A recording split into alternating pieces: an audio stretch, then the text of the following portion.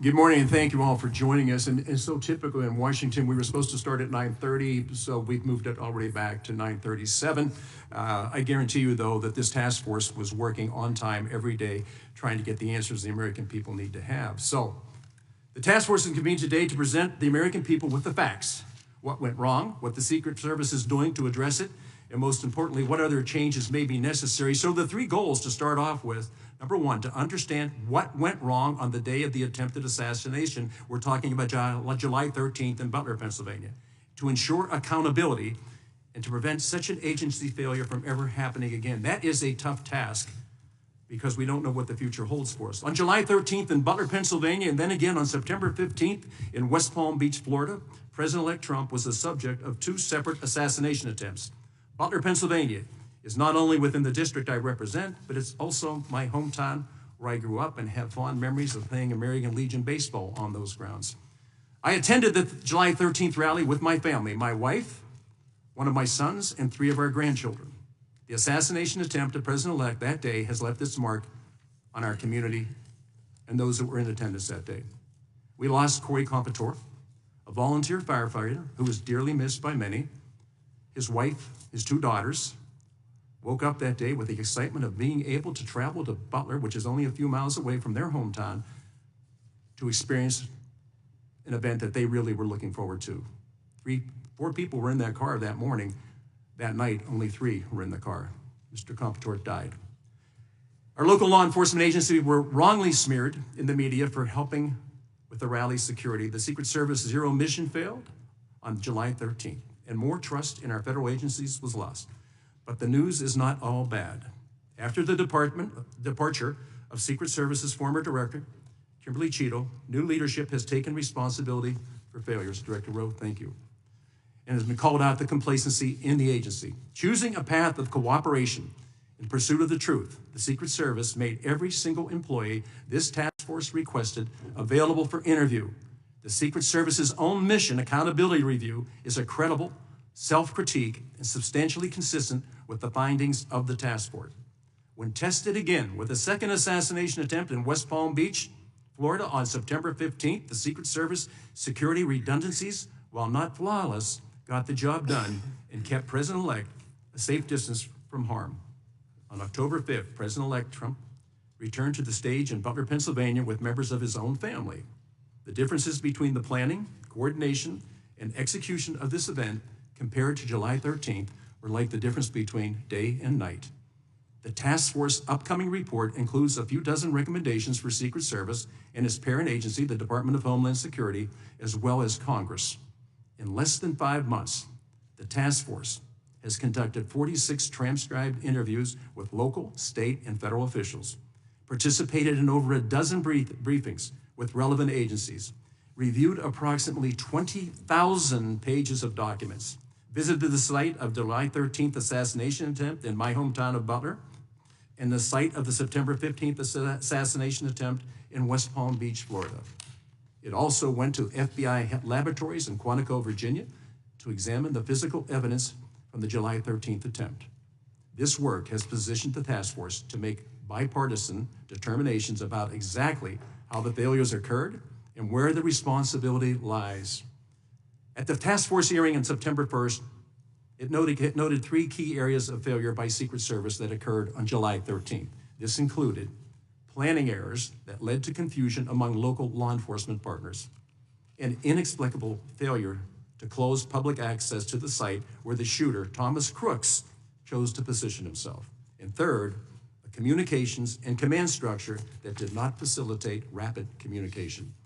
Further investigation has revealed new information shedding light on each of these failures. First, planning areas by Secret Service not only created confusion among local law enforcement partners, but also among the Secret Service agents working at the rally. In interviews with the task force, multiple agents offered uncertain and at times conflicting takes on what the duties of Secret Service personnel working in key roles for planning and execution the day the rally took place. Second, our investigation found that AGR Complex, the grounds and buildings adjacent to the rally site where the would-be assassin Thomas Crooks fired from, were not secured due to the Secret Service failure to understand and confirm key information. Interviews with Secret Service agents revealed the area was never secured because agents mistakenly believed that state and local officials planned to secure it. Secret Service never verified this charge before or during the rally. Third, communications, and I think this is really the most important. Communications and intelligence failures occurred in numerous ways, ranging from a flawed setup, agents failing to speak up about problems they observed, training issues, inadequate resources, and not having the ability to communicate with one another in the moment of the crisis. After much investigation, we found no any evidence or testimony suggesting that any Secret Service in proximity to President Trump at the rally, who might have been in a position to get him off the stage, knew there was a suspicious or armed person on a rooftop until after shots were fired. In the course of our investigation, some interviews with Secret Service personnel included expressions of regret, while others took defiant stances blaming colleagues for their failures.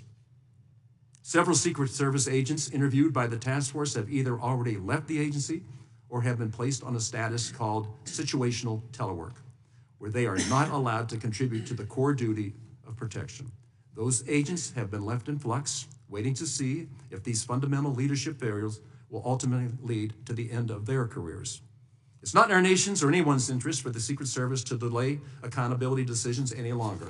I strongly encourage Director Rowe to review the task force final report and act to hold those individuals responsible for the failure accountable in a way that enables the Secret Service to move forward. We are no longer under the illusion that there is still work to do in fixing these problems with the Secret Service. Every 4 years, those campaigning for our nation's highest office reach out across America to connect with the public and ask for their support. This is a fundamental principle of our democracy.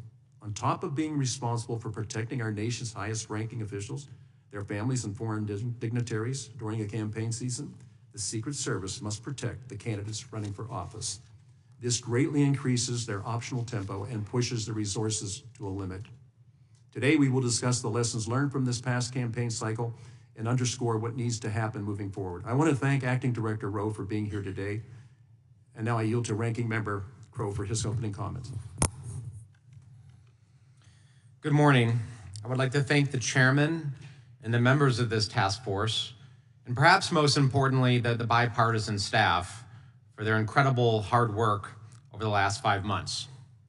I would also like to thank Acting Director Rowe for joining us here today for this important hearing. Political violence has no place in this country, and that is why the bipartisan work of this task force has been so critical. On July 24th, just days after the attempt on Donald Trump's life, the House of Representatives unanimously passed a resolution establishing this task force. Our mandate has been to investigate the facts and circumstances leading up to the assassination attempts in Butler, Pennsylvania and West Palm Beach, Florida, to understand how these attacks happened and how to prevent a similar incident from ever happening again. But we also had another mandate, another unofficial mandate, and that was to come together as Democrats and Republicans and to show the nation that we can undertake the work of conducting an investigation, of uncovering the truth, and submitting a bipartisan report telling that story. And that is what we have done. In less than 5 months, the task force has done an outstanding amount of work to accomplish its mission. We received numerous briefings with federal agencies, including the Secret Service, the FBI, and ATF, visited the site of the first assassination attempt in Butler, Pennsylvania, and the site of the second attempt in West Palm Beach, Florida, held 46 transcribed interviews with federal, state, and local law enforcement officials, reviewed more than 18,000 pages of documents in response to requests for information to federal, state, and local law enforcement agencies, published an initial interim report laying out the task force's initial findings to ensure the American people remained updated on our work, held a public hearing with local and state law enforcement officials and former Secret Service agent who provided additional understanding of what went wrong in Butler.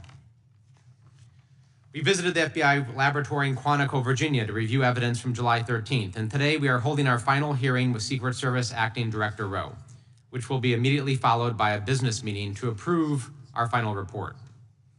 Although we received more cooperation from some federal agencies than others, we have been able to firmly establish the facts leading up to and on the days of both assassination attempts, and to make recommendations that will help prevent a tragedy like the one in Butler from happening again. We have also critically worked in an overwhelmingly bipartisan manner to ensure that the American people have the answers they deserve. I am proud of this process and the work that we have done. Again, I would like to thank the members of this task force for their diligence, cooperation, and dedication to stopping political violence in the United States in its tracks. I look forward to a productive conversation today with Acting Director Rowe about what the Secret Service and Congress can continue to do to protect our nation's most senior leaders. Thank you, Mr. Chairman. I yield back. Thank you, Mr. Crow. I do. I want to just take a moment before we ask the director to swear in.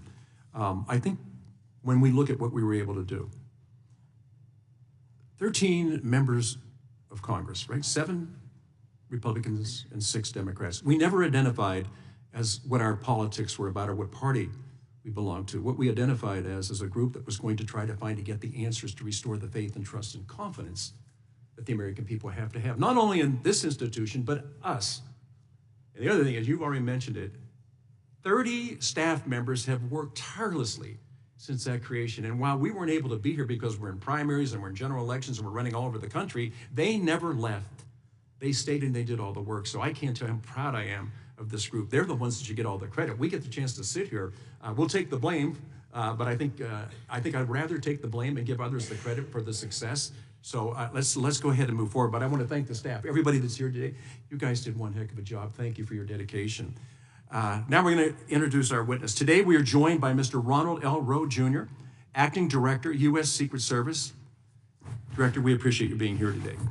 Now, will you please stand and raise your right hand?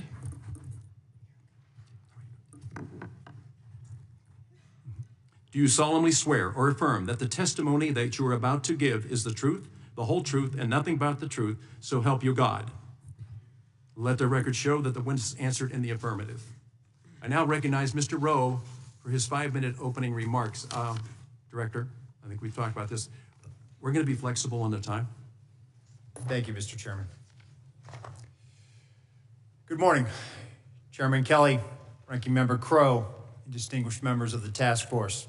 I appreciate the efforts of this task force, and I thank you for the opportunity to appear before you today.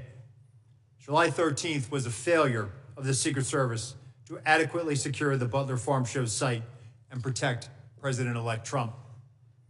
That abject failure underscored critical gaps in Secret Service operations, and I recognize that we did not meet the expectations of the American public, Congress, and our protectees. And they rightly have that idea based on how we performed. President-elect Trump was wounded. A cowardly and despicable act killed 1 person and critically injured 2 others. And I join you and all Americans in condemning the horrific assault on President-elect Trump, Corey Comparator, James Copenhaver, and David Dutch. And I extend my deepest sympathies to the Comparator family. Since becoming acting director, I've worked tirelessly to address what I believe are shared goals with the task force, to understand what went wrong on the day of the attempted assassination, to ensure accountability, to prevent such a failure from ever happening again. The recently completed mission assurance inquiry thoroughly investigated the specific actions and inactions that led to the assassination attempt.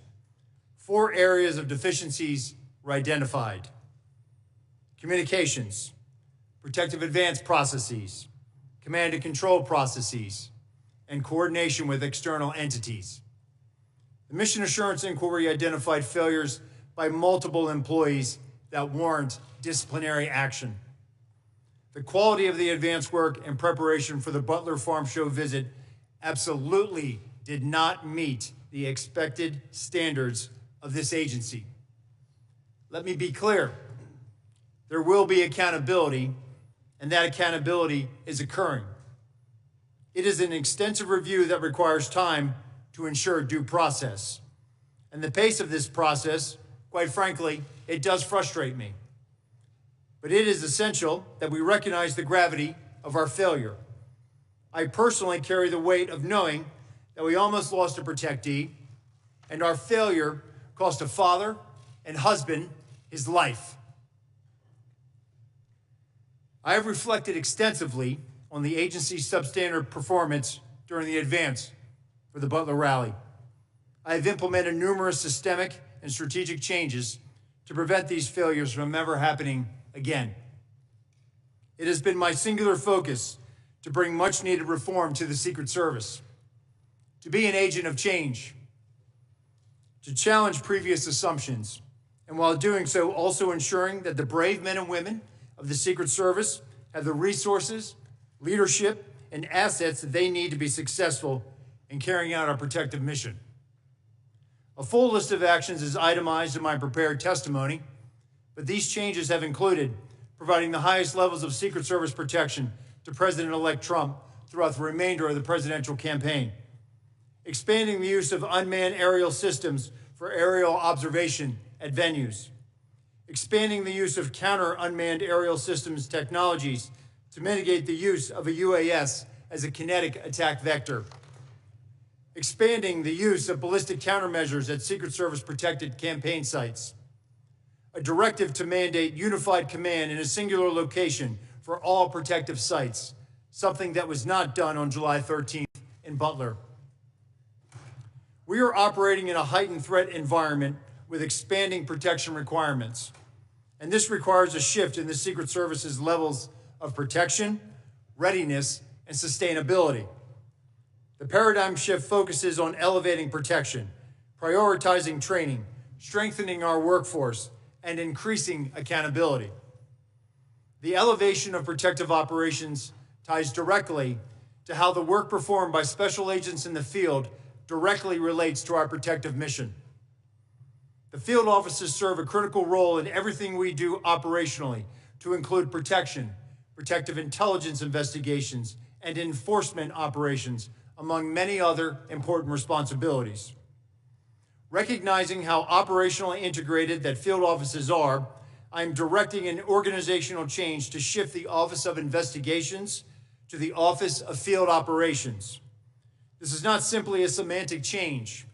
Establishing the Office of Field Operations is an opportunity to reset our thinking and perspective about the role field offices play in protection, and to enhance our operational effectiveness by better leveraging field offices to support, enable, and inform protection and protective activities.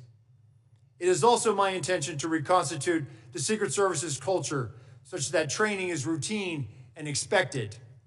That was how it was done when I was operational in the Presidential Protective Division, and somehow along the way, we became disproportionately operational in comparison to time allocated for training.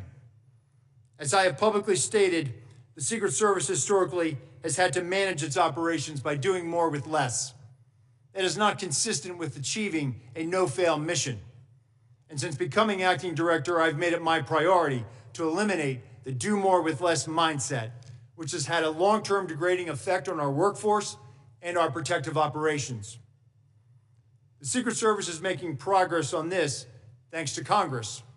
The continuing resolution, which was passed in September, appropriated additional funding to the Secret Service in FY 2025 to support immediate requirements associated with protective operations.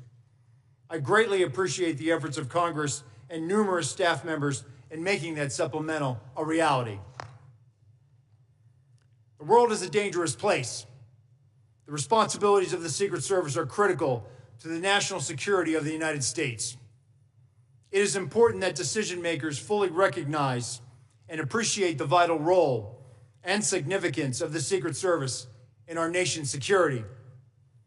The terrorist, the nation-state actor, the sniper, the lone gunman, the lone wolf gunman, they must be lucky once. But the men and women of the Secret Service must be perfect every time. That may not be fair, but that's the world in which we operate in. Thankfully, Congress has responded to the immediate challenges facing the Secret Service, and for that we are grateful. Our agency is not defined by one failure, but by our ability to learn from mistakes, to hold ourselves accountable, then learn, evolve, and continue striving for excellence. After the failure of July 13th, the dedicated men and women of the Secret Service rose to the occasion. In the face of immense pressure and adversity, they answered a call to duty with unwavering resolve.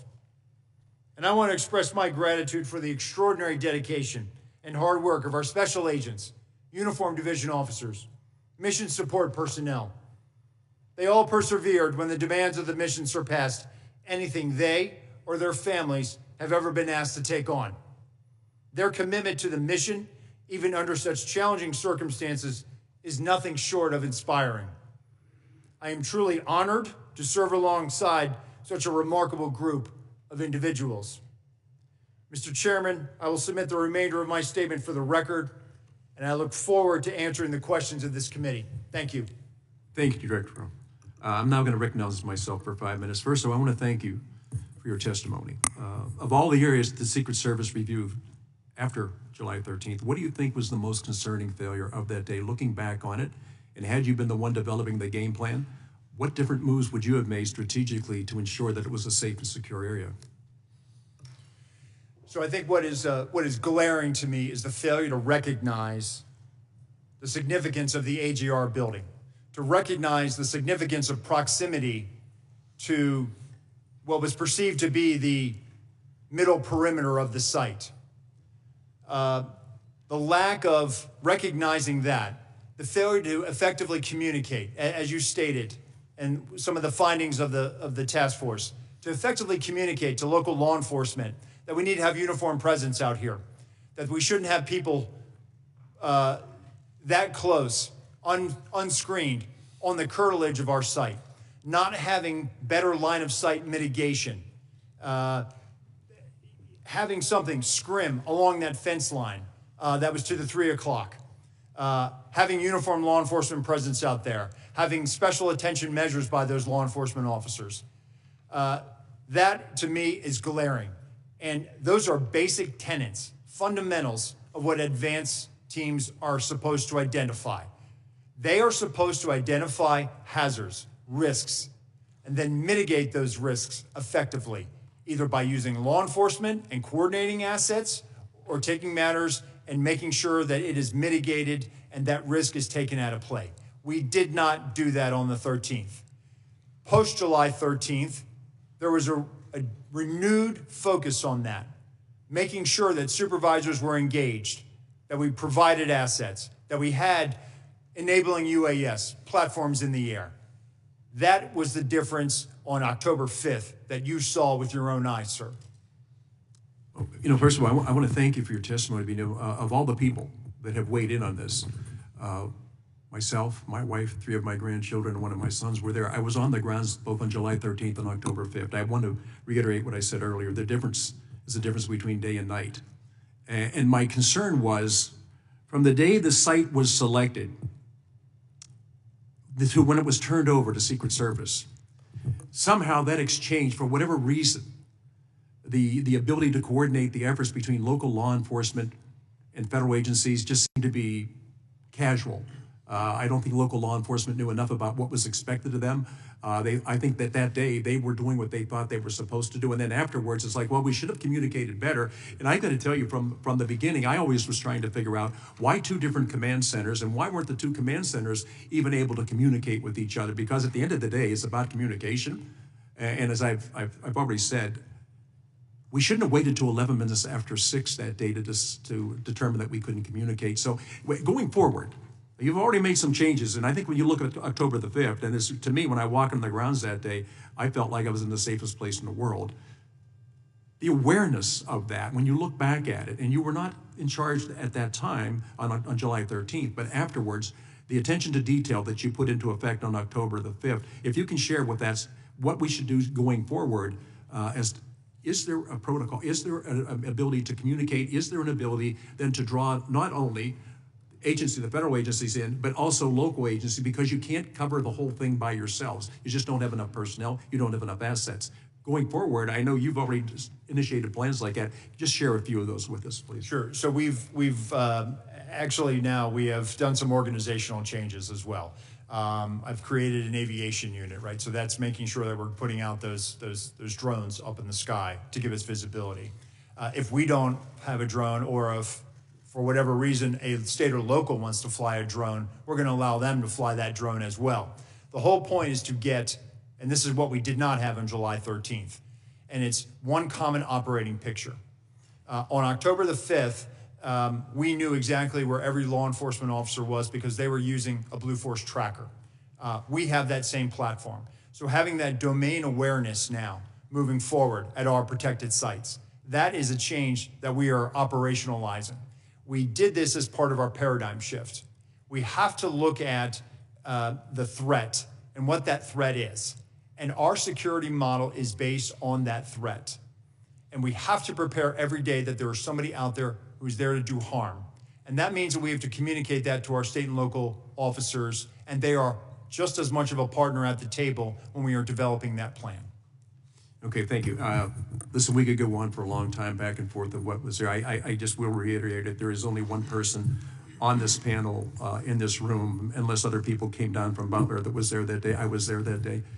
It was really messed up. I couldn't understand at all what was going on because it was unlike any other rally that I'd ever attended. I do know that you have so many protectees that are out there. The size and scope of your responsibility is beyond what the average American would understand. And I think by having these hearings, people are going to understand what is the purpose of the investment, why do we do it, and who all is it we're trying to protect. At this time, I'm going to turn over to Mr. Crowe. It's been wonderful working with him, and his military background exceeds anything I ever knew. So, Representative Crowe, please. Thank you, Chairman. Acting Director, I wanted to actually pick up on that last line of questioning about the lack of a common operational picture and your reference to a Blue Force tracker. I mean, Blue Force trackers is something that I used a lot when I was a ranger in the military, because what we know is that when you're operating in a complex environment and you have multiple levels of agencies, you have local, state, federal, DOD assets, folks who don't always necessarily train and work together, but they're thrown together for a task force or a specific mission, and they're sometimes operating across vast distances and different geography. That common operational picture, right? One place where all communications flow, where there's unified command, where everyone can see where everyone else is, they can share information in real time, that is essential, right? In Afghanistan, for example, that's what we had. We were oftentimes working with FBI, intelligence agencies, different countries across hundreds of kilometers in instances, but we had a platform, an actual physical platform that served as a virtual command post. So it doesn't matter where you were or who you were, you could look at that and see where everybody else was and share information. And it's just wild to me that in 2024, our nation's premier law enforcement agency on July 13th was using text messages on their personal cell phones, literally sending emails in some cases to deliver real-time information, and scribbling messages on paper and not using a system. So it's good to hear that you've implemented that in part on October 5th and going forward, but can you tell me, are you looking into more advanced systems and platforms that I know exist on the DoD side? I know DoD has these. Are you looking into these? Are you developing this? And can you commit today to pursuing and implementing that level of technology? I will commit to that, Ranking Member, and we are actually looking at this. The whole basis of giving that domain awareness and superiority is exactly what you just described. And what my experience as a National Special Security Event coordinator in 2016, I was a coordinator for the RNC in Cleveland. When the Secret Service goes into planning for a National Special Security Event, we do this. We do exactly what it's called a multi-agency coordinating center. We have an incident log. We have a Blue Force tracker. We know where our partners are. We should be able to do this, and we can do this on a smaller scale. And so I've taken entities, for example, our radio operations. I've taken them out of a line of business directorate, and I've put them more closely aligned to an operational entity. And that same operational entity, our technical security division, they also handle our cameras, our sensors, our aviation.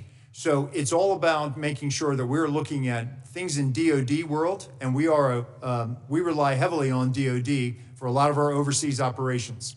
And so they are already down the road with a lot of stuff, and we are leveraging those partnerships and leveraging some of the other commercially available off-the-shelf stuff that's available right now. That is FedRAMP, that we can bring it inside our system. We are doing that work right now, and there's about 2 or 3 different systems that we're looking at right now, and one of them is a DoD system. Thank you. The last question I wanted to address was this issue of culture.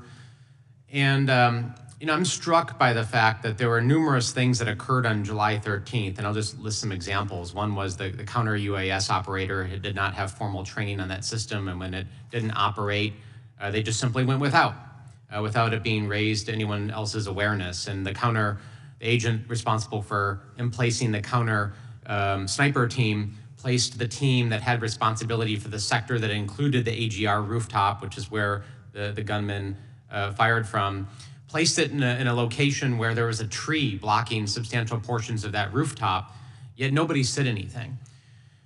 When I was in the Army, there was this culture and expectation that when you were on a mission or in a training range, that anybody could say something at any time if they saw a safety risk. It's the old adage, if you see something, say something, right? So a private could stop a training mission or even a real mission if there was a life and safety issue.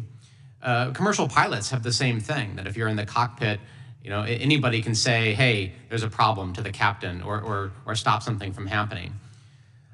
I'm struck by the lack of that culture on July 13th. That if you're a counter sniper and you've been placed in a position that actually doesn't allow you to see entire sectors of the position that you're responsible for, why aren't people saying something? And it happened on numerous occasions. So can you speak to that culture and how you change that culture so that folks speak up and everybody's empowered to make necessary changes on the spot if they need to? Sure. So first it starts with training, a retraining, right? A re-education of folks. We have to do that.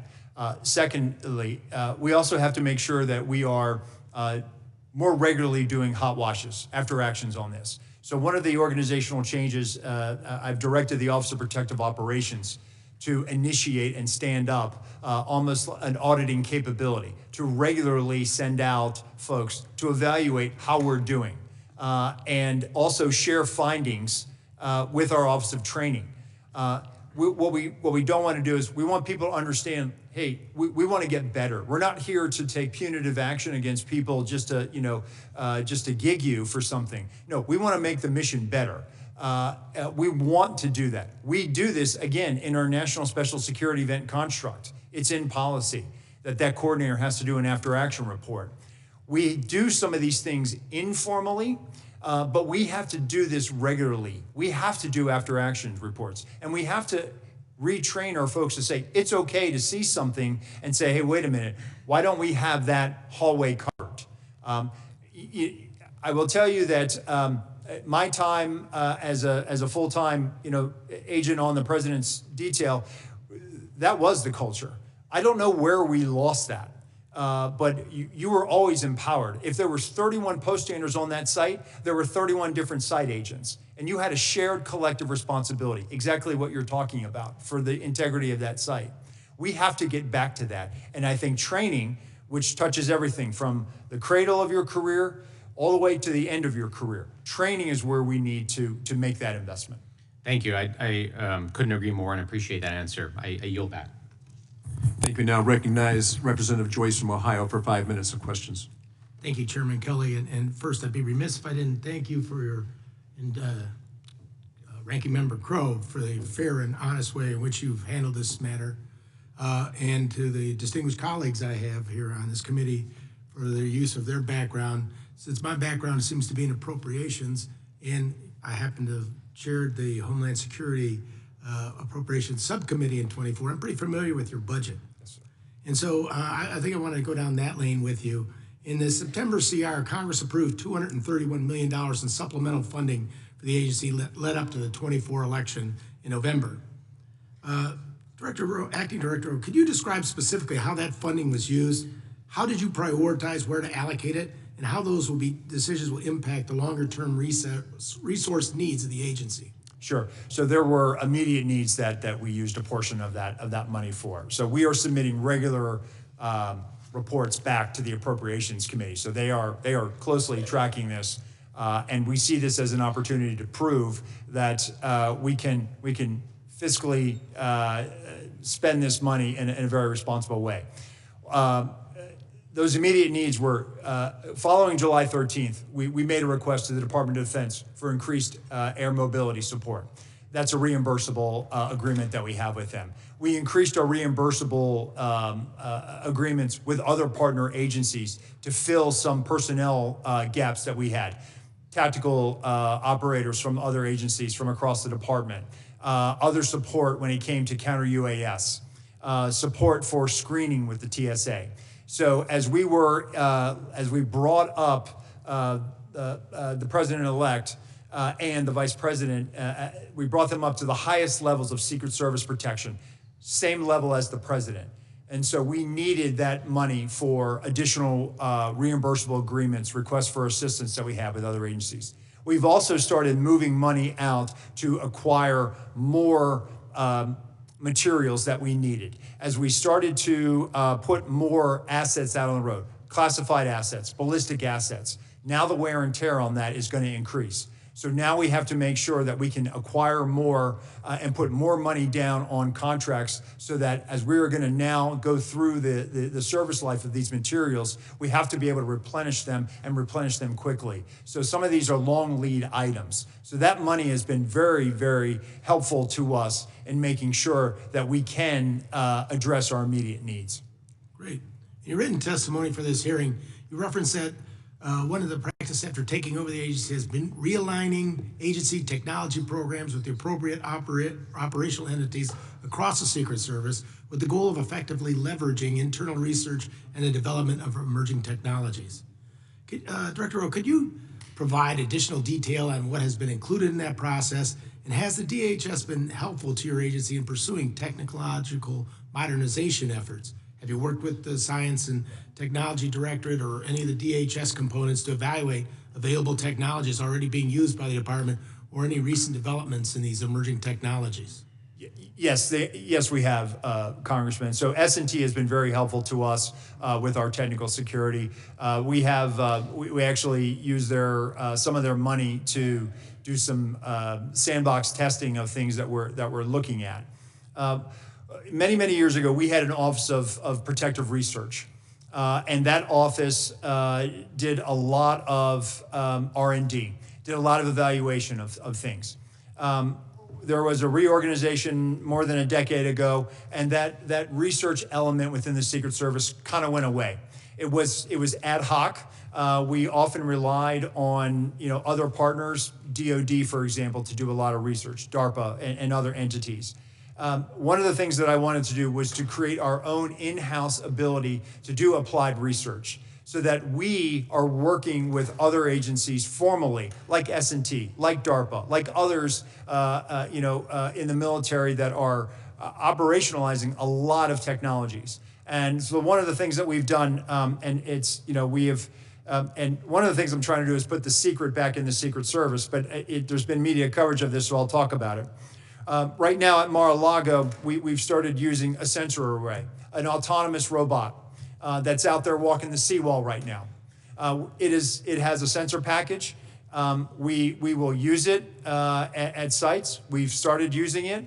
And those are the types of technologies that have been out there, that have been in DoD world for years. We need to start leveraging those resources. And so the use of the autonomous canines down there right now is just one example of that.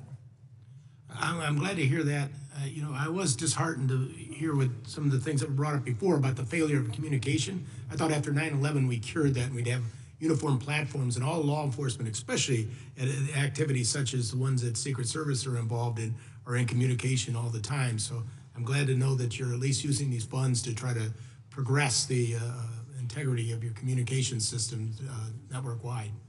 Thank you. Yield back.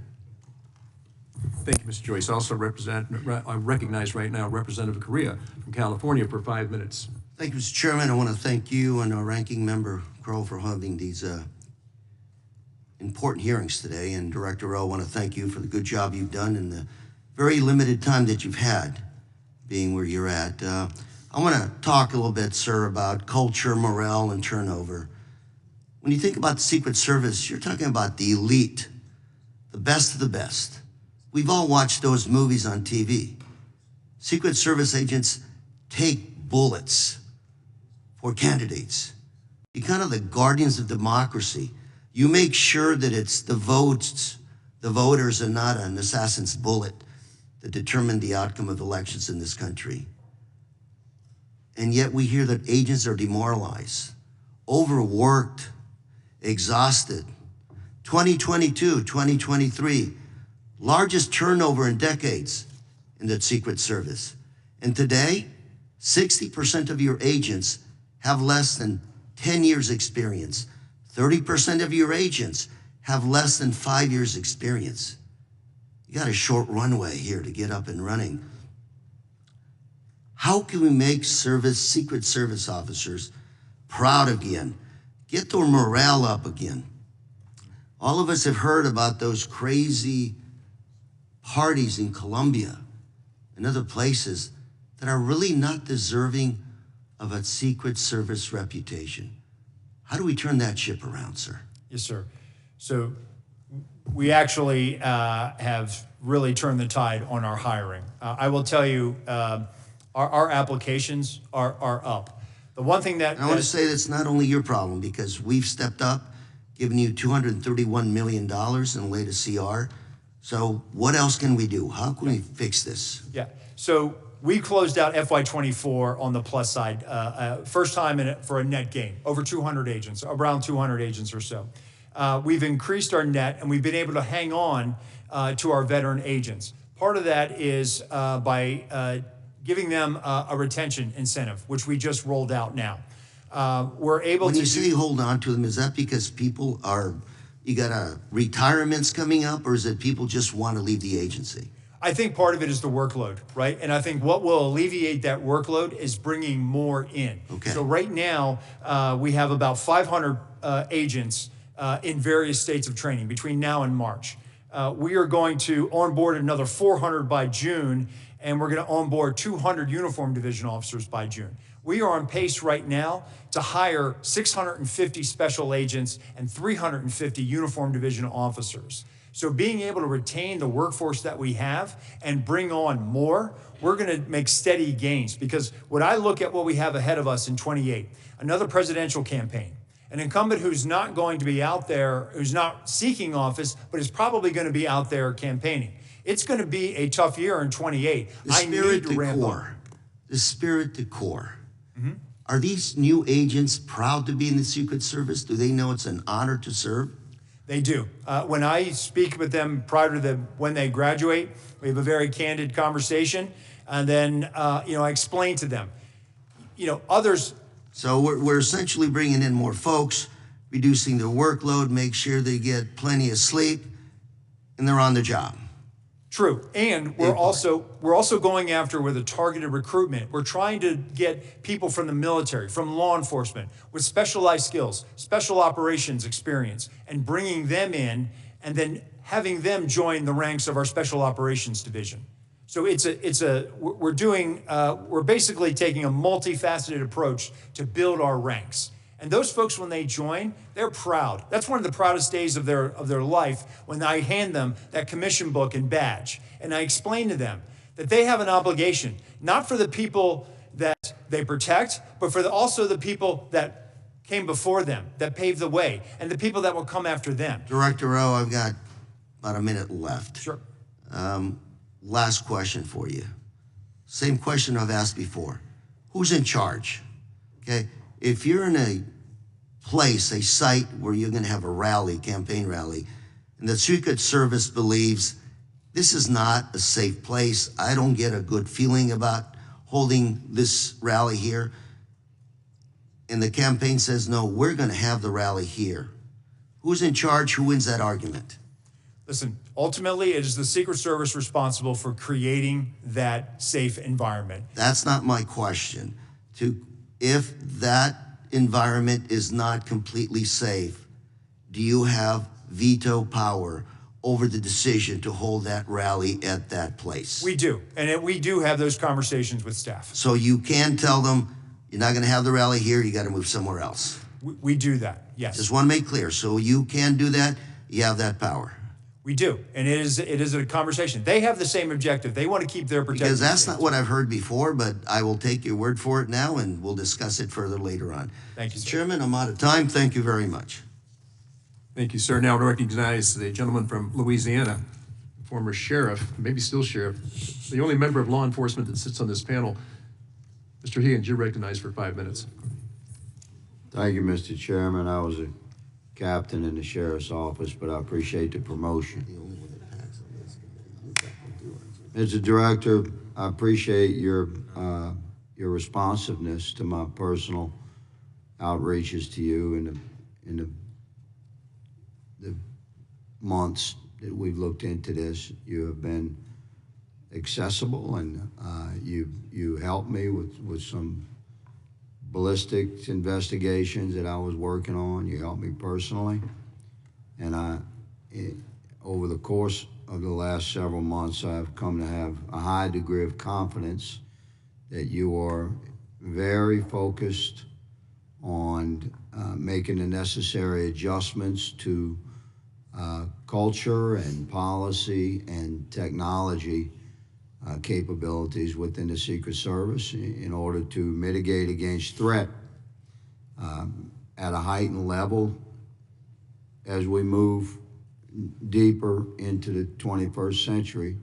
I think you have stepped into a difficult chair at a time of incredible challenge, and you've done so with quite courageously. And I say again, you've been very accessible. That's important to members of Congress, because when we feel like we're closed out from the executives that we are efforting to work with and to provide appropriate oversight, we don't appreciate that. So you're to be commended, I believe, good sir, for the character that you've shown in stepping into your chair at a difficult time and in the way you have interacted with Congress. So you stated that we are, quote, living in a state of heightened threat. I agree, and I would ask you to compare that to how we balance that with freedom as it relates to the Secret Service's particular mission of protecting protectees or VIPs. We do not expect nor want to live in a prison state. Some of my colleagues mentioned it's not completely safe. Let me say there's no such thing as completely safe. You have to mitigate against threat. And you mentioned 2 levels of failure. I'm going to ask you to address one of them, which I concur with. You mentioned the AGR building proximity and communications failures. So I'm going to shift to communications failures on J13 and ask you to address what you have done to respond to the failure to deliver local radios as provided by Butler County ESU, set aside for the Secret Service that were never retrieved. You had isolated assets on rooftops that had no direct radio communication other than the delay through their command post and their cell phones. But it would have been very easy for them to have a local radio up on a roof. That didn't happen. That cost seconds and impacted the results of the entire day. So what have you done to address that? So we've implemented a PACE, primary, alternate, contingency, and emergency, and also making sure that, for example, the snipers, our counter snipers and local snipers are actually co-located. So that's to cut down on that, to make sure that they are standing next to each other so that there is clarity of communication between them. And then also, if exchanging radios and making sure that we have their radio and can hear what they say in clear communications. Yes, sir. So sharing radios was part of your pre-mission plan for Butler on J-13. So the failure to execute the pre-mission plan is impacted us here. You actually had the planning in place, but it wasn't executed on that day. We would see that. Reasonable man would see that as a failure of on-site leadership to follow through with the agreed to plan. How are you addressing that within the culture and the policies of the Secret Service to make certain that something like that does not happen again? And I'll yield the remainder of my time for your answer. Sure. So the Office of Protective Operations and our Office of Field Operations now, that is something that they ensure that we have, that either shared incident command posts, and then where we have partners with special operations division entities that are supporting us, that there is somebody with us, and we either have their radio or they are with us, and we are testing those communications in advance to make sure that they are rock solid. Thank you for your clarification on that very important topic of radio communications. Good, sir. Appreciate you being here. I yield, Mr. Chairman. Thank you. We now recognize Representative Dean from Pennsylvania for 5 minutes of Mr. questions. Chair, if I may, can I introduce some articles into the record at this time? Certainly. First one, an exodus of agents left the Secret Service unprepared, New York Times. Second one, more high-ranking officials in Secret Service stepping down, CNN. Acting Service Director responds to critical new reports about security failures, NBC News. Agency in crisis, NBC News. And final one, Secret Service touts protection improvements as election looms. Thank you. Without objection, so ordered. I now recognize Representative Dean from Pennsylvania for 5 minutes. Thank you, Chairman Kelly. And I want to personally thank you and Ranking Member Crowe for how you have conducted this task force with the seriousness and the nonpartisanship that you brought to it. I also do want to echo the thanks to the staff, the extraordinary work of this bipartisan staff over these many weeks and months. And I want to acknowledge the tragedy that was July 13th. I thank you, Director Rowe, and all of your talented agents for so seriously looking at what failed. And I appreciate that you used immediately in your testimony the words that July 13th was a failure.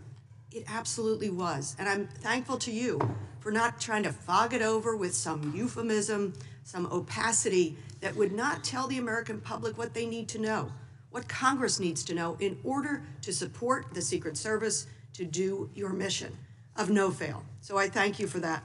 I want to talk as quickly as I can around advanced pre-planning, then the day of, and then line of sight and snipers, counter sniper by Secret Service as well as local ESUs. So, for example, at the last hearing, I had the chance to talk with Butler Township Police Department Patrolman Drew Blasco.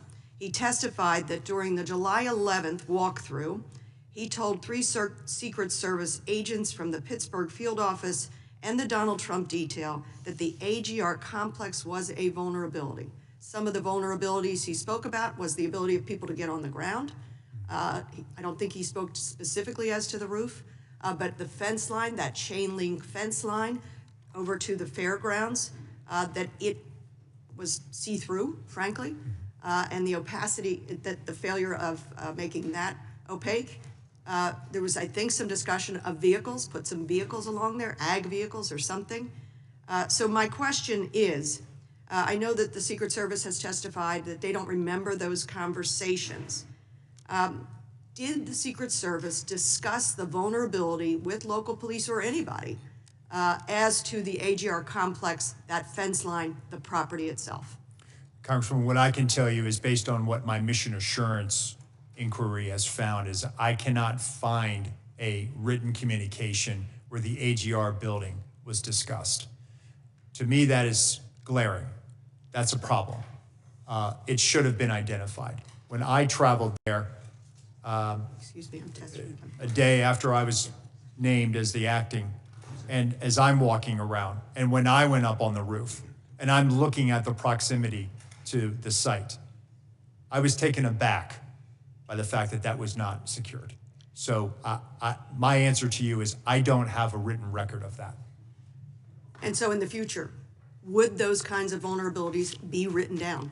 I mean, they can be verbal, but at some point, somebody should be taking notes, and that leads me to my second set of questions, which is the day of. What happens when Secret Service comes to the site and they see these vulnerabilities, that transparent fence line, a property completely unprotected so that people could walk through, get closer to the stage, to the president, than those who had to wait in line to go through magnetometers? Who is in charge when you get on the property to say, we got a problem over here on the left-hand side? Yes, so we are clarifying the policy about who is in charge. And the current policy states that the advance team is responsible under the direction of the field office SAC. That's in policy, that they are supposed to identify risks and mitigate them. But is there sort of a tick-tock where you say, okay, we're on the property, that we've got the president coming in, and have we checked all the boxes in terms of the protection of this space? As a good site agent, you should be there when the site is being built, things are being placed, and then if things are not where they should be or where you thought they should be, it should be escalated up to the detail second supervisor who arrives ahead of the protectee, or there is a mechanism. It was not exercised in this situation. Okay, and then I know my time's running out. Two quick things. The failure to coordinate with Butler and Beaver ESUs, the emergency services units. One was up on a rooftop across the way, the other inside the AGR building. That's a baffling miscommunication to me, a failure of direction for them. And I want to end with this, which is where I began. When Ranking Member Crowe and Chairman Kelly separately called me about serving on this task force, I was struck by the final thing that the chairman said to me in terms of our mission here. It is, of course, to identify the failures, to identify what Congress can do to strengthen the resources you need. But it is ultimately to make sure we can restore faith in institutions as essential as the Secret Service. So that is our ultimate mission here. And of course, to protect lives. The fact that we lost Mr. Comparator, 2 others grievously injured, others traumatized, unable to, with joy, go participate in our political system without fear of violence against candidates, protectees, or themselves. We have to restore faith in institutions like yours. And with that, I yield back. Thank you, Ms. Dean. I'm now going to recognize the Chairman of Homeland Security, Representative Green, for 5 minutes. Thank you, Chairman Kelly, and I want to commend you and the Ranking Member Crowe and the task force staff for the hard work that they put into investigating this critical security failure that led to the assassination attempt that wounded President Trump and 2 rally attendees in Butler and tragically took the life of Corey Comparator. The Secret Service has a zero-fail mission. July 13th was the closest that a would-be assassin has come to killing a current or former president since 1981. President-elect Trump escaped death by millimeters. As this task force has discovered in the course of its thorough investigation, critical errors in the planning and the operations for the July 13th rally allowed a lone gunman to open fire at President Trump and rally attendees. These security failures reveal the need for significant reform at both the tactical and agency-wide level to correct these vulnerabilities and enhance the Secret Service's ability to carry out its protective mission. I do want to thank the acting director. Right after the first attempt at Butler, I think that next Monday, the Committee on Homeland Security was standing on the site. And at that point, the then director had never even been to the site. I'm not sure she ever got to the site before resigning. But within a day of what happened in Florida, you were there. So I appreciate the delta in leadership there. We appreciate the hard work and bravery of the men and women of the Secret Service who have served tirelessly during a busy election season, and it is our hope that this investigation leads to a Secret Service that is stronger and better prepared for its mission. Obviously, the biggest failure, you brought it up, was the AGR building, the failure to the line of sight issues that were related to that. What's specific to that failure, the miss of that risk? I mean, that a basic training private in infantry would know about 360-degree security. What specifically have you done to make sure that never happens again? Yes, sir. So one, with this paradigm shift, going with the threat model and looking at the fact that we have to be able to provide the highest levels of protection to any of our protectees based on that threat. That means that we bring the full resources of what the Secret Service has. Our Special Operations Division operators, which consists of our counter snipers, our counter assault team members, and other members, and other entities within the SOD. So by shifting this paradigm to making sure that those assets are available so that when site agents are out there, they actually they don't have this, well, I'll never request this because it's not going to get approved. No, actually, what I'm telling you, if you have a vulnerability that you've identified, make the request, because we are gearing up now to put everything we have to keep all of our protectees safe, because we have to be based on mitigating a threat. It seems almost to me like it was lackadaisical. I mean, it's hard to fathom that someone would say, we don't need to cover this. And the communications issues with the local law enforcement, I asked the question when they came before the committee recently, when everybody showed up on the day, was there a check-in? And there were law enforcement agencies that had never even talked to Secret Service that day. I mean, these are really basic things. And you would think they would know to do those kinds of things. So it speaks of apathy or complacency that is really unacceptable in an organization like the Secret Service. One of my questions to you is, the level of the failure seems unfathomable. The internal policies that weren't adhered to, the failure to mitigate very obvious risks, it speaks to a culture that, lack of attention to details, lack of sense of urgency, complacency. I mean, these are leadership, these are command climate issues. What is the command climate of the Secret Service? That's the thing that concerns me the most. When I reported to the 160th Special Operations Aviation Regiment commander to be their doctor, right? At that point in my life, I was 38 years old. I had graduated from West Point Ranger School, commanded in the 82nd Airborne Division, an infantry company. I had a master's in systems information. I had a medical degree, top of my med school class, and I wondered if I was good enough to be on that team. That's what I'm talking about. Elite culture where everybody comes to work every friggin' day saying, I will do everything I can to make sure I don't fail. And I'll tell you, going to war, I didn't give a shit if I died. What I didn't want to do was fail. But your guys showed up that day and didn't give a shit. There was apathy and complacency, period. And that's your mission now. I appreciate all the systems and the technology that everybody else has asked about. But this is a leadership issue. This is a command climate issue, a culture issue.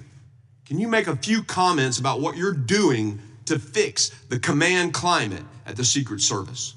Yes, sir. So we are reorganizing and reimagining this organization. That includes making sure that we are developing a leadership development program so that we are touching people at the GS-13 level, which is right before, the equivalent of like a captain, touching them before they get promotion to 14. And we are going to do that. And I just met with the Naval Postgraduate School yesterday. I graduated from the Executive Leaders Program at Monterey. I think it's a worthy program. We need to hit people and identify leaders earlier on, besides just saying, well, they've been here for 18 years, let's make them a GS-15. Good. That's what we have to get to. Good. I yield. Thank you, Chairman. Now I'm going to recognize Representative Houlihan from Pennsylvania for 5 minutes. Thank you, Chairman. Thank you very much for your leadership as well, Ranking Member Crowe, and to all of the staff members who did all of the work that has produced this really important set of recommendations and findings. I thank you as well. Thank you, Acting Director Rowe, too, for the conversation today. I have two lines of questions, and I am frankly going to focus on some of the technology that I think is essential for us to be able to make sure this kind of thing doesn't happen again. For roughly 11 minutes on July 13th, Mr. Crooks was able to fly a drone near the site of the Butler rally. The Secret Service equipment, as we all know now, that could have tracked it perhaps back to its origin wasn't functioning at the time of the flight. And you have testified in the U.S. Senate hearing that had the U.S. Secret Service counter-drone equipment been working probably, quote, you may have possibly been able to stop Crooks. We've also learned that requests from the agent responsible for the counter-drone equipment for increased counter-unmanned aerial systems capabilities and earlier access were denied as well. So several times today, and actually in your opening remarks, you talked a little bit about the different ways that state and local and you all work together in making sure that these locations are secured and your protectees are protected. But right now, state and local law enforcement don't have the legal authority to operate counter-drone equipment to advance detection or mitigation. And actually, interestingly, in your opening remarks, you made a reference to the fact that you felt as though that might be something that they should have the ability to do.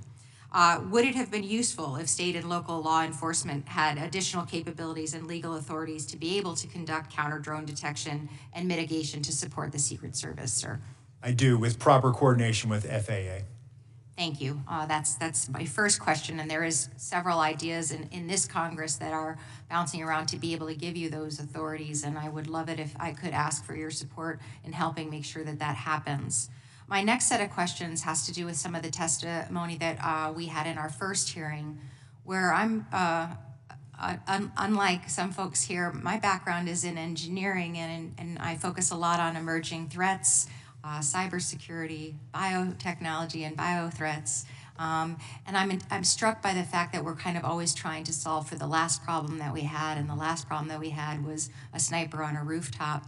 And obviously things are evolving, threats are evolving, and your kind of work needs to evolve alongside it. Representative Joyce talked a little bit about the appropriations process, and you talked a little bit about the Office of Protective Research that sounds like is now defunct. What kinds of things are you doing, and what kinds of things can Congress be doing to help you stay abreast of those kinds of emerging threats, to make sure that you can coordinate with DOD and with DARPA and those kinds of things, so we're not kind of constantly reinventing the wheel on this? What can we be doing to help, and what are you doing as well? So definitely, and again, obviously the color of money, right? O&S money is fantastic, but PC&I money to be able to go out and acquire things is critical for us. It's critical for the Secret Service. We've certainly had challenges with getting enough PC&I money through the years. That's a separate conversation. But being able to have an applied research element within the Secret Service now is going to be able to have us regularly now go out and interface with all these other entities, the private sector, Silicon Valley, others that are doing innovative things that can be helpful to us, because it's not just about physical protection, it's cyber protection as well. Absolutely, and to the degree that we can continue to be helpful with that and helping you with the color of money and making sure that you have those resources, please do let us know. And also, I think one of the things that I was struck by when we were investigating, trying to understand what had happened, is we were able to see a kind of a creation of what his drone saw, and what the angles, the sight lines and things were. And I was struck by the fact that this was kind of the first time that we thought about those kinds of things, at least on this side of the world. And I'm certain that there are a lot of technologies and ideas that are maybe on DOD side or other places where you all can benefit from these, and FBI as well can benefit from the kind of work that DOD is already doing. With the last couple seconds that I have, training for the guy who didn't know how to fix the drone. What are we doing to make sure that that doesn't happen again? So we've actually established an airspace and aviation section. So now they are the folks that go out and are primarily responsible for all of the counter UAS and all of the enabling UAS. And so now that we have a direct hiring authority, we have this ability now, thanks to OPM, they were very cooperative. We can go out and hire drone operators. You can fly them remotely from Washington if you need to. My goal is to get more drone operators and people with this expertise downrange in the field so that they can go out and do this and are there on the ground. And that's going to help us fly drones and identify line of sight vulnerabilities. Get that eye in the sky perspective as we're doing our advance. Thank you. I yield back. I appreciate your time. Thank you, Ms. Wilman. Now recognize Representative Lee from Florida for 5 minutes. Thank you, Mr. Chairman, and thank you, Director Rowe, for being here with us today. As is evident by today's hearing and will also be evident in the forthcoming report, this committee has successfully been able to develop a detailed overview of the facts and circumstances surrounding the days of these two assassination attempts, and will be able to provide some specific suggestions and transparency about those events going forward. The Secret Service has been cooperative with this committee, and we appreciate your efforts to ensure that we had information that was necessary to make this process meaningful. And we've received a lot of information from you that help inform what is needed with respect to resources, technology, and training. But I would like to discuss with you another aspect of protective work that I believe is also critical to the success of our mission here today. You testified earlier that part of successful protective work also includes being aware of and considering the actual threat environment. So would it be correct to say that when you all are engaged in protective work, one of the things that you do is go to the actual site, assess the physical location, and make an assessment of the specific geography and needs associated with securing any specific event site? Yes. Is it also correct to say that part of preparing for these types of events is to analyze the actual threat information that you have, whether it is a specific active threat going on, a greater threat landscape, that you also consider the types of threats and the threat environment that is active at the time of an event you're trying to secure? Yes. So would you agree that you're fighting a big diversity of threats? You mentioned earlier things such as a lone wolf actor, a nation state actor, that there are an incredible diversity of threat actors that you are trying to fight against. Yes. And so for us as Congress, with our mission here, which is to understand what has happened and what you need, how we can equip the United States Secret Service to effectively perform their mission, would you also agree that it would be useful or constructive for us to have access to that type of information as we go forward and attempt to finalize our assessment of the going forward future needs of the United States Secret Service? Yes. And here, I would like to say this. I noted earlier that the Secret Service has been responsive with us and has provided us with a great deal of information and insight about your operations, what you did in preparation for these 2 days and what went wrong. But it is important to note information that this committee does not have from the Department of Justice, including components of the Department of Justice, the FBI, and ATF, and what we do not have from those agencies, to include digital analysis of electronic devices belonging to crooks, the same for electronic devices belonging to Routh, interview summaries for the family members of crooks who were interviewed by the FBI after this event, any sort of overall financial analysis of these two individuals and who they were and what they were doing. So while we have an extensive and thorough analysis of the logistics, the specific things that happened on that day, who was standing where, who wasn't on a radio, how we could improve the implementation of the security measures that were in place that day, in a very real sense, we do not have some of the critical intelligence information that might have helped us even better understand the needs of your agency going forward. Our mission on this task force is to understand what went wrong on the day of the attempted assassination, ensure accountability, and prevent such a failure from ever happening again. And I would assert that preventing such a failure from ever happening again necessitates that this Congress has access to all of the relevant information related to these days, related to the actual threat landscape that affects not only President Trump, but other protectees that are under your care. So I beseech and suggest to the Department of Justice going forward that this is information that can and should and must be provided to Congress if we are to understand how to equip and support our federal law enforcement agencies. And with that, Mr. Chairman, I yield back. Thank you. Thank you. You're spot on, Ms. Lee. Now I want to recognize Representative Ivey from Maryland for 5 minutes. Mr. Ivey. Thank you, Mr. Chairman, and thank you to the ranking member and my colleagues for such bipartisan work here, and thank you to the staff as well. Thank you to you, Mr. Rowe. I appreciate what you've been doing and how you've been cooperating with us and the work that you've done at the Secret Service as well. I did want to follow up on Representative Houlihan's questions about drones. I do appreciate the fact that you've addressed many of the issues with respect to the failures that occurred on that day. But I do want to be mindful of making sure we're not just fighting the last battle and we're looking ahead to the future, as Ms. Houlihan suggested as well.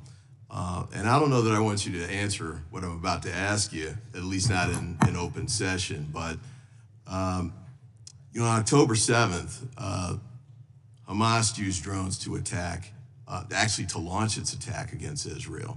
The drones appeared to me, based on what I've seen in videos, to be relatively unsophisticated, relatively inexpensive, but very effective in carrying out that mission so that Hamas could breach Israel's front line and commit the attack that occurred later that day. And we've also seen what's happened with Russia and Ukraine with respect to the use of drones too. And frankly, we were seeing this before July 13th, for, you know, pretty extensively, I think. So one of the things I want to ask, use of drones for that day, I know we've talked about the visibility piece, I think was your word, reconnaissance and the like.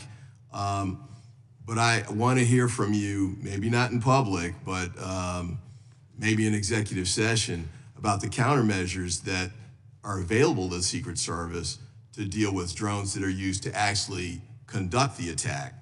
So not just sending information back, but as we saw on October 7th, could actually carry, for example, an explosive device that could be used on that day. Now, I know Chairman Green with Homeland Security, you've heard the passion he brings to this and the background that he has, and he's right, we did have a hearing on this in Homeland Security, not just that issue.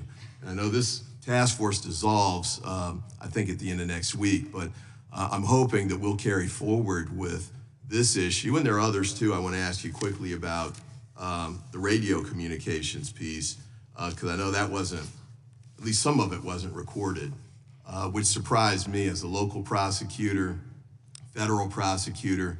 The police recorded almost all of their radio communications just as a matter of course. And that was useful to us from a couple of standpoints. One was for prosecution of cases. We'd have actual live time recordings that we could use that, you know, we could present to a jury that confirmed the testimony that may have been provided to the jury at that time. But also from a management standpoint, you can go back and listen. And that's one of the first things I asked when we got this, the information was, where are the radio communications? I want to hear what happened that day. Now, we had to settle for, you know, the email communications and the like, you know, the text messaging, the sort of things people did on an ad hoc basis to deal with the emergency in a quick way. I thought that was insufficient. And it seems to me that you should be recording these just as a matter of course for the reasons I stated.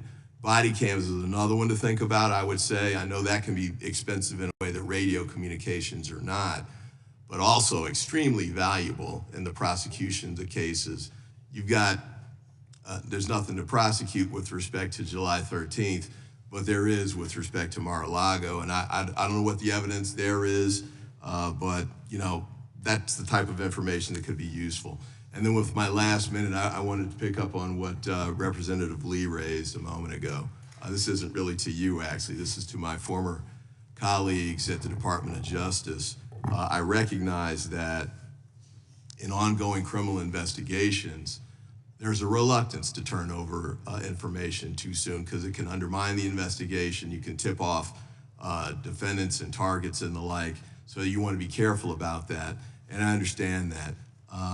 But I must say, too, that there's some information that we didn't get, and she outlined some of that, that didn't seem to be connected to an ongoing criminal investigation, and I thought that we should have had access to that. And I'll note this as well. I've done some previous investigations, the Whitewater hearings, for example, when I was a staffer many years ago, where we were able to communicate with the independent counsel on an ongoing basis, and we did that in the wake of the Iran-Contra disaster where they immunized Ali North, compelled him to testify.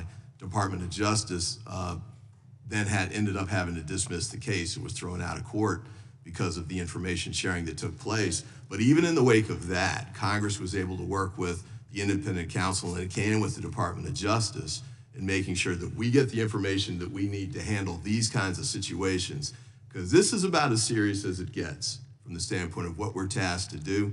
This is extremely important work. We would need to make sure that our elections are controlled by ballots and not bullets, and this was relevant here. But thank you for what you've done and the work you've continued to do, the direction you're taking the Secret Service in. Mr. Chairman, thank you for allowing me to run over, and I thank all of you, all my colleagues here and the staff again for the outstanding bipartisan work that you've been able to do. Thank you, Mr. Ivey. Now we recognize Mr. Fallon from Texas. Thank you, Mr. Chairman, and thank you for the work that you and Ranking Member Rowe and the rest of the committee has done, and certainly our staff. Mr. Rowe, would you agree that the protection that President Trump was provided on the 13th of July was wholly and tragically negligent? The site plan was abysmal to the point of derelict. And on the 13th of July in Butler, Pennsylvania, the United States Secret Service not only failed President Trump, but Corey Comparatori and the American people in historic fashion. I would. In the months leading up to July 13th, who was the director of the Secret Service? Kimberly Cheatham. Okay. Other than former Director Cheadle, who was the most senior Secret Service agent? In the agency? Mm-hmm. That would be me. I was the Correct. deputy director. In the months leading up to the July of 24, were you made aware of highly credible intelligence that a serious and grave threat to President Trump's life from an adversarial nation state? There was a very serious threat. In this open setting, Congressman, I can't discuss what I was or was not aware of. Well, the former Director Cheadle said she was aware, so I would imagine by extension you were aware. You said in open session that I would point to Director Cheadle's. All right, so you were aware. So we have a unique circumstance here because we had a former president of the United States who is the leading candidate at that time to be the next president of the United States, and he will be now that we know. And he was being threatened by a foreign nefarious nation state because of actions he took while he was president of the United States. Very unique circumstances. So being that you were aware of these unique circumstances, did President Trump, was he provided a security detail akin to what a sitting president would receive? At that time, he was not. He was not. Would you agree that if there was a counter-surveillance unit there in Butler on the 13th, he would have been safer? I think if there was a counter-surveillance unit advanced that was on the ground, it could have aided the advanced team in identifying the AGO. So he would have been safer? President Trump would have been safer? Yeah, okay. I don't think this would have even occurred, but be that as it may, did the president's detail request a CSU, to your knowledge? I'm not aware of a request for CSU. Now, was the threat from the nefarious nation state disseminated to agents in the field and in the protective details? I'm just pausing, Congressman, because I'm trying to walk a tightrope here in an open setting. What I can tell you is that the Secret Service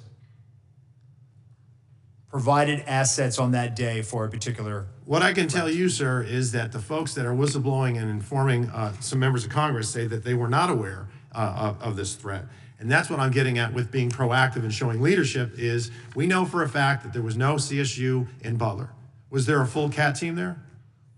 There was not. No. A full CAT team, 6 members, and there were 2 there. So you knew of the threat. You didn't disseminate to the field and protective details. You didn't. President Trump didn't have a protection that was akin to a sitting president. He didn't have the CSU. He had only the 1/3 of the CAT team. So that's that kind of ineptitude and inaction and complacency and neglect that really, quite frankly, is as telling as it is chilling. And had it not been for a very blessed, fortuitous, and a happenstance of a perfectly timed turn of a head, President Trump would have lost his life that day. Now, this is another thing that concerns me. We report to our constituents, and instead of really after this happened, did you go the next day to Butler, Pennsylvania on the 14th of July? I did not. Okay. Did you go that week? I did not. Okay. The FBI held that site secure for 5 days as an active crime scene, and they released it back to the owners on the 18th, and you did not visit. And when did you finally visit the site? I visited about a day after I was appointed. So July 24th?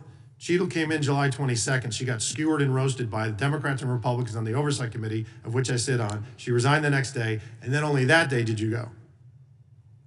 I'll take your word for it, Congressman. Why'd you wait 9 days? 11 days? Why did I wait 9 days? Yeah. Director of the FBI went to the site. Why didn't you go? Congressman, I think I was appointed July 23rd, and I was there on the 24th or 25th. But you were the second most senior member of the Secret Service. You could have gone. And I was managing from here the crisis. We actually so you didn't go. dispatched. Got it. Did you call the, you were managing the crisis you just said. Did you call the detail that night on July 13th that was protecting President Trump? On that night, they were operational, sir. You did not. Okay. Did you call him the next day? No, I did not. Okay. When did you finally talk to him? I spoke to them when they arrived in Milwaukee. So 4 days later, July 17th, does that sound about right? Yes, sir. Okay. So you waited 4 days. And when we were talking earlier, a couple months ago, this is an epic failure. We all agree on that. And instead of really focusing on the egregious errors and correcting the incompetence and improving the doctrine and changing the culture, there was a massive appropriations request. We know that you have 8,000 employees. We know that they have a $3.1 billion budget, and you asked for $2 billion additional dollars. What sticks in our craw is when we report to our constituents, we have to say, hey, this federal agency failed epically, and then they wanted to almost double their budget. How much would it have cost to put somebody on that water tower? How much would it have cost to have drones that were actually functioning that day? How much would it have cost to have an ether cable to where your anti-drone technology would have worked? How much would it have cost to do a walkthrough with local law enforcement to secure the AGR site, or put cameras on that roof, or put agents on that roof, or have your snipers have iPads, or have one command post instead of 2, or cordon off the damn AGR complex, 17 acres? That would have cost $2 billion. And in fact, with caution tape, signs, posts, and stakes, it would have run about $410 because we ran through it. Let's add another zero. Say it's $4 grand. It's not $2 billion. So I got another question for you. Do you recognize this photo?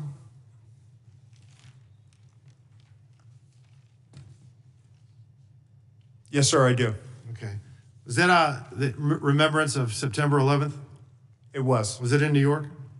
It was at Ground Zero. Okay.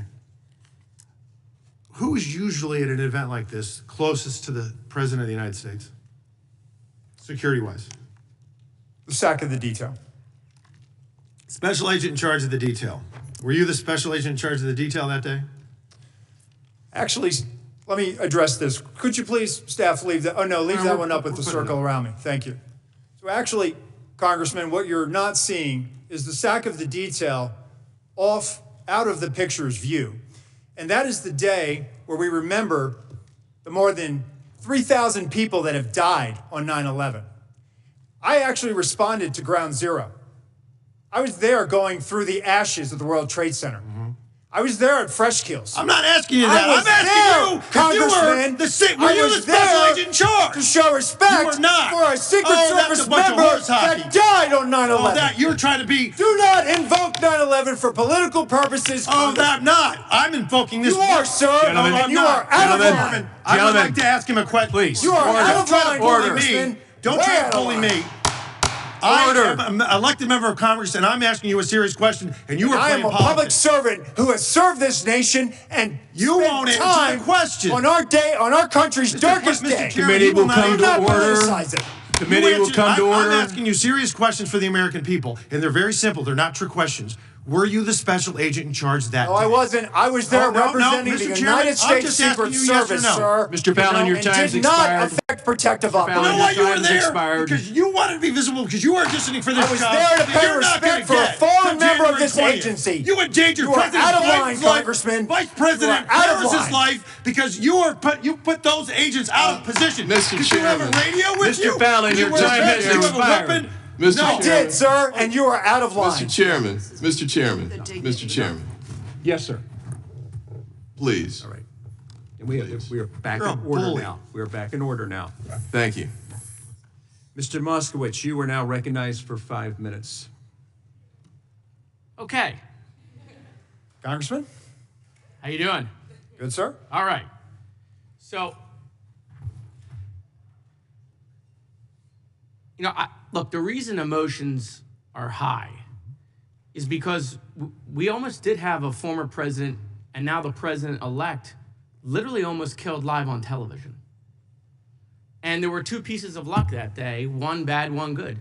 The Secret Service's luck ran out that day because the systemic failures didn't start on July 13th. They were probably occurring, and the luck ran out that day. But luckily, President Trump moved his head and he wasn't killed.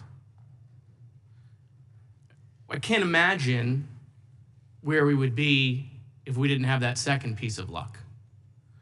And so everyone here brings their different experience. I'm a former emergency management director. I know disasters when I see them, right? And July 13th was an absolute disaster. There's just no question about that. And I've done after action reviews, and you go through the things, and your response to a hurricane and what failed, and then you're like a general fighting the last war. We're gonna fix the things that failed that day. But really, you gotta do more of a holistic approach. Not just look at the things that failed that day, the things that aren't working in general. Bigger picture, and not just fix just those specific things. I also am familiar about what it's like to come into an agency and clean up someone else's mess, which is what you're doing. And quite frankly. And so I applaud you for that, right? You've been handed, a ship with a hole in it, and it's taken on water, and you got to figure out how to fix the hole and get the water out of the boat at the same time. And so I applaud you for stepping up and doing that. I want to talk about one of the comments that multiple people made on this committee, and it's for your agency and it's for other agencies, which is that a lot of time we get stuck in this process thing. Oh, because of process, we can't communicate with the public, or we're not going to communicate with Congress because of process. Agencies need to change with the times. Things are different now. And when you guys don't put out information, that vacuum gets filled with conspiracy theories. We talk about restoring faith in the institutions. Yes, government needs to work and people need to see that they're competent. But at the same time, we're not going to be able to restore that faith if the agencies aren't communicating with the public and instead are getting conspiracy theories online because no one else is giving them information. And that's going to be a push-pull that you, DOJ, the FBI are going to have to deal with in today's world of communications. Other people will tell your story for you, and it will be false if you don't tell it. I want to talk about two specific things, and then I want to get to page 7 of the report, which for me is the most important. The 9/11 Commission recommended fixing the comms issue by creating a network. AT&T, FirstNet, I think Verizon has one as well. We knew about the comm failures that day, the throttling the radios, people on different systems, and yet 20 years, 25 years later, your agency is still struggling with the same problems we had on 9/11. officers using their own personal cell phones, not on the network that was made for emergency personnel, which would have worked that day. Procurement. I want to talk about procurement because it's something that most people don't think about and it's not sexy. And I did tons of procurement when I was the emergency management director. One of the reasons why we have this problem, and it's not just at the federal level, I saw it at the shooting in Marjorie Stoneman Douglas at my high school between the city police versus the county, the sheriff's office, is everyone's doing their own procurement. Every city, every county, every state, every federal agency, every sector is doing different procurement. And you're all hiring different companies with different systems and no one talks to each other. Computer systems, radio systems, whatever it is. And we're not gonna fix this problem until we figure out how to do more of a comprehensive procurement for multiple agencies to get them on the same systems.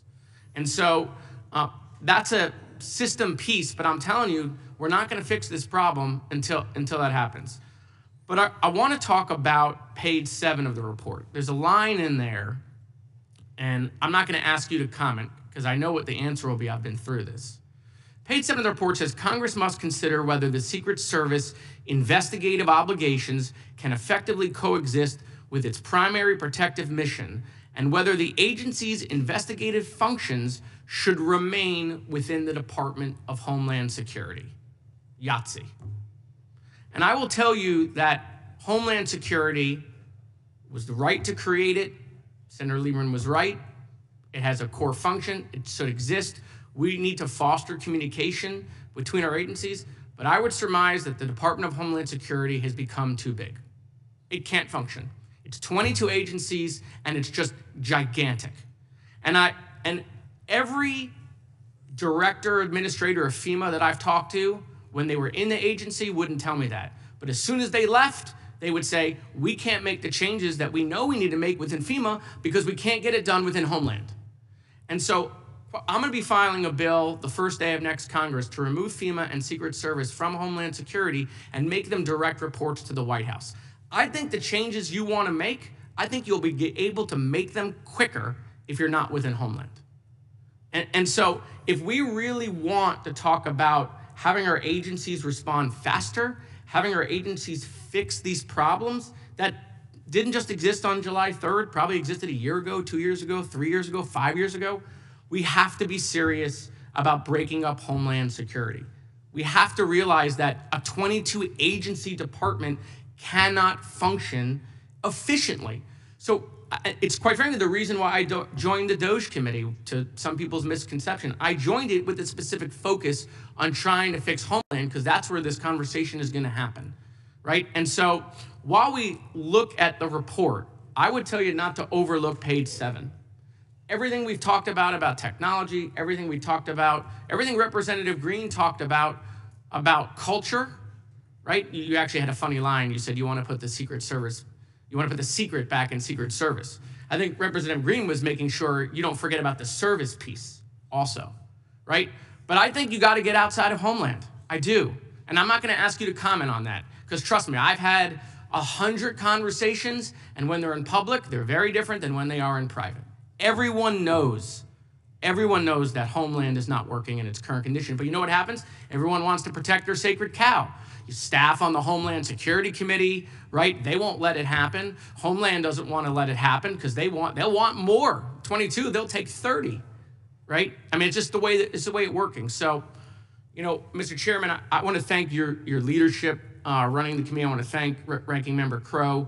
I think the report is very important. I think we've done it on a bipartisan basis, but I really want to hit this point home. If we are serious about making these changes, then we got to get serious about we have an agency that is not functioning in Homeland because it's just too big.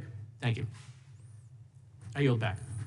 Thank you, sir. Before we close, I want to turn to Ranking Member Crowe for brief closing remarks. Thank you, Chairman, and thank you to the members for this hearing. You know, this was an overwhelmingly bipartisan, productive hearing. I mean, the questions from the members were serious and robust, and clearly they took their charge to learn the issues and to dive into the investigation very seriously. And I also want to thank you, Acting Director Rowe, You know, I've been in Congress now almost 6 years, and I've been in plenty of situations where there are directors and department heads and acting directors and department heads who are in crisis situations, right? Or contingency situations where there's a crisis within their agency or something that has gone wrong. I mean, this is an oversight hearing, so more often than not, there's something that has gone wrong. There's people that deal with that in a variety of different ways. But in my experience, and I don't want to speak for the chairman, and he'll have a chance to speak about this, but we've talked a lot about this, and you've been very candid. You've been very open. You have accepted responsibility for the things that we feel like the service has had to accept responsibility for. You obviously were not the director on July 13th. The deputy director of agencies has different responsibilities. Usually personnel management is what deputy directors do. Then you stepped into the role and have, I think, done a very good job of remediating, mitigating, and providing a path and vision forward. So I thank you for that and your continued service. And I also want to make really clear, you know, when we're talking about the Secret Service, like any of these organizations, they are broad, diverse organizations of thousands of people. And there's no doubt that there were security failures on July 13th and things didn't go right. But I also want to be very careful not to paint everybody with a broad brush. There are people that did not do their jobs, and there needs to be accountability for that.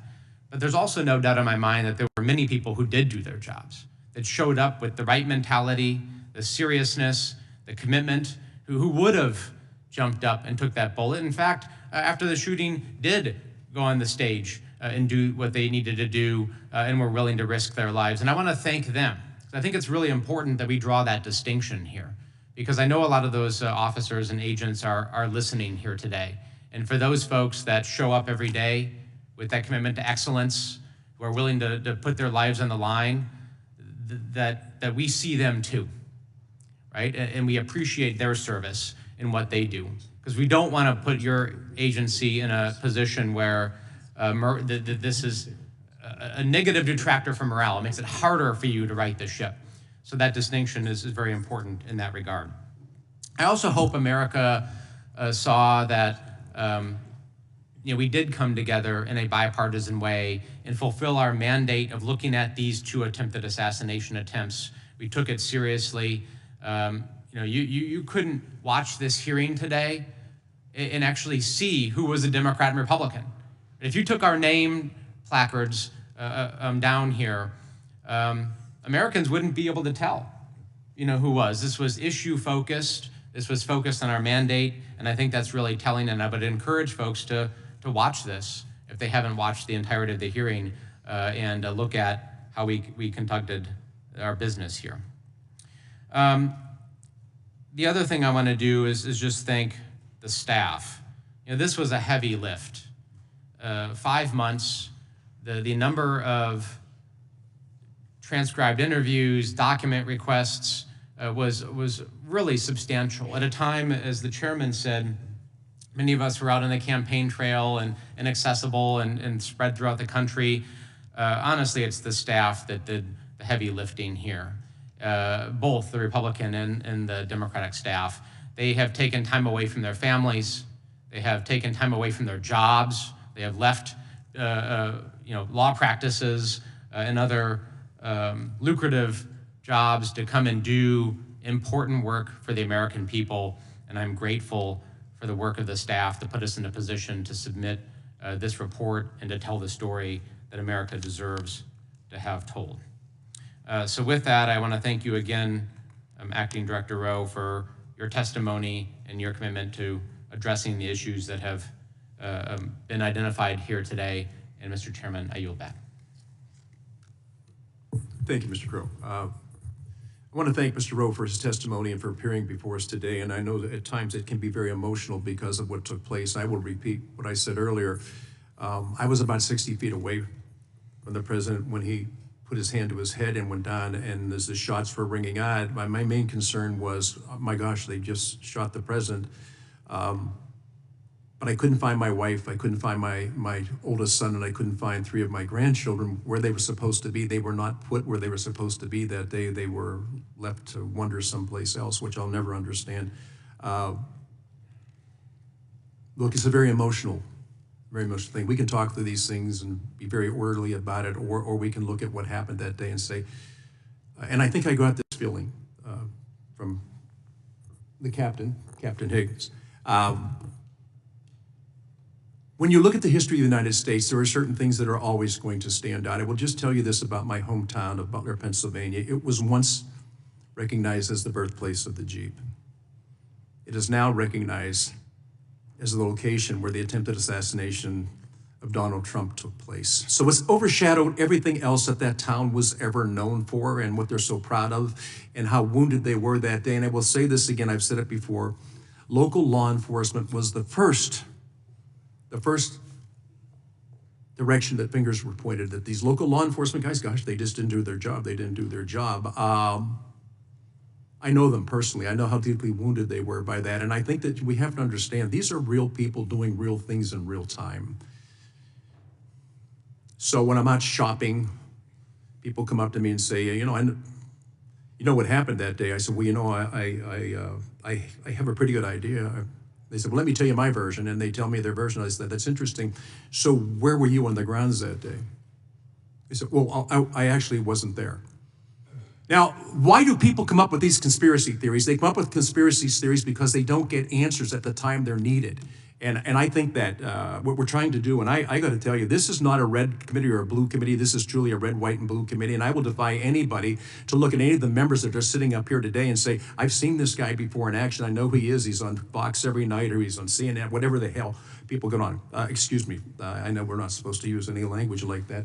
Chairman Green, I know that it's a very emotional thing for you too. So it isn't a funny issue, and it's something that does bring out the best of us and the worst in us.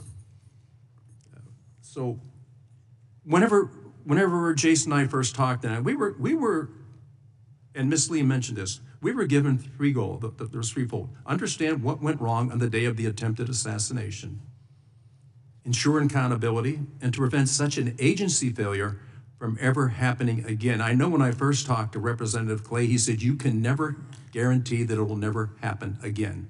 And the longer I've worked with him, and I would encourage all of you to, if you can, draw up on your phones the captain when he's speaking, when he's in Louisiana, you will get the full force of who this man is and what he firmly believes and what his mission in life is. So you can be very animated. I'm amazed at how you operate today because you stick with it. But I would encourage anybody, go to that and please look at it and then tell me, wow, this guy's dedicated to that. So look, we're gonna adjourn here in a minute, but without objection, members have 5 days to submit additional materials and written questions for witnesses to the chair, which will be forwarded to the witness. And we ask the witness to please respond promptly. This has been an interesting time. And I know we're supposed to close, but I think that because Jace hit on it, the efforts and the time and the dedication that this team has put into this is incredible. I'm not talking about members because, as you know, we had an election coming up, but these members never left here. They spent hour after hour after hour, thousands and thousands of pages, written testimony. It is incredible what took place, but you'll never see that because that's not the headline. The headline is we had a really dedicated group of patriots who said, I will step out of my normal life, and for the next 4 months, I will dedicate myself to getting the answers that the American people need to have. From the very first, we are suffering from a lack of confidence, trust, and faith in our government. If we can't do these things and bring it back out and go to the American people, we know you had questions, we've got you the answers. That was our whole purpose in doing this. And so I look back at it, and I'm going to mention this. At the end of that day, my brother lives at the end of the runway, by the way, on those fields. My 9-year-old grandson, Charles, said to me, Grandpa, why would anybody try to kill President Trump? I said, Charles, I can't answer that question. He said, they must be crazy. This was a 9-year-old, and people asked me, what was the effect on your grandchildren? I said, I got to tell you, as their grandfather, I'm appalled that they ever had to see that. As a member of Congress, it strengthened my resolve that, you know what, we can go beyond this. we can be better than anybody imagined we could be, and we can accept the fact that we failed that day, and understand that everybody on this panel had one goal and one goal only, and that was to restore the faith and trust and confidence that the American people need to have in our agency. So I want to note that the task force will hold its business meeting following the conclusion of this hearing, and we will adjourn the hearing and reset the room for the business meeting. We're going to take 15 minutes, so I think it's drifted a little bit beyond. I said 11:50. Okay, 11:50. We'll reconvene. Again, I want to thank Director. Thanks for being here. I know this is a difficult position to be in. Thank you. Thank you, sir. Without objection, the task force stands adjourned.